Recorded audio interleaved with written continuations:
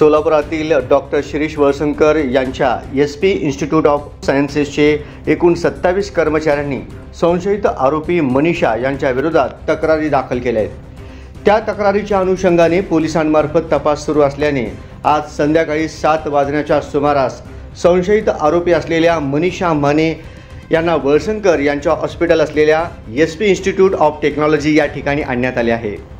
या ठिकाणी ज्या लोकांनी तक्रारी केल्या आहेत त्यांच्या समोर समक्षमध्ये चौकशी होणार असल्याची माहिती मिळाली आहे।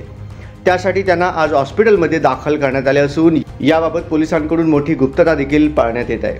विशेष म्हणजे डॉक्टर वळसंकर आत्महत्या प्रकरणी आरोपी मुसळे यांच्या पोलीस कोठडीत 2 दिवसांची वाढ करण्यात आली आहे। त्यामुळे पोलीस 27 कर्मचाऱ्यांच्या तक्रारी रुग्णालय प्रशासनाकडून सखोल चौकशी करून सर्व माहिती हाती घेणार आहेत।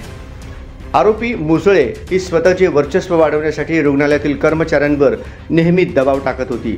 तिच्या मर्जीविरोधात कर्मचाऱ्यांना ती लक्ष करून अनेकांना घरचा रस्ताही दाखवला होता।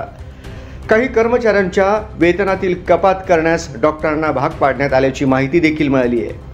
तसेच आज संध्याकाळी हॉस्पिटलमध्ये मनीषा माने यांना आणण्यात येणार आहे। ही बातमी वाऱ्यासारखी हॉस्पिटल कर्मचाऱ्यांमध्ये पसरल्यानंतर हॉस्पिटलचे काही कर्मचारी मनीषा माने यांच्या विरोधात एल्गार पुकारण्यात येणार असल्याची माहिती देखील प्राप्त झाली होती।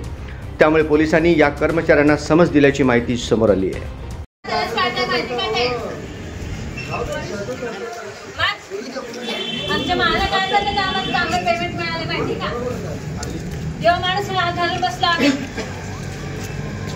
डोक्यात आधार उडाला आमचा। मग दबकून काम करायची आम्ही इथं कधी खुल्या मनाने काम केलं नाही। जसं 2 महिने सर आले तेव्हा आम्ही खुल्या मनाने काम करायला लागलो इथं। जेव्हा माणसाला काय होतं कोणाचे किती पोटात आग पडतायत त्या माणसाला आगीत घालताना किती त्रास झाला आम्हाला त्या गोष्टीचं माहिती का।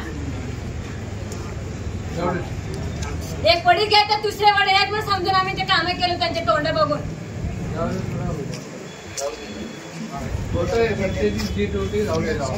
असं नसतं तू खरी असलीस तर तू तोंडाचं काढून थांबायला पाहिजे की तू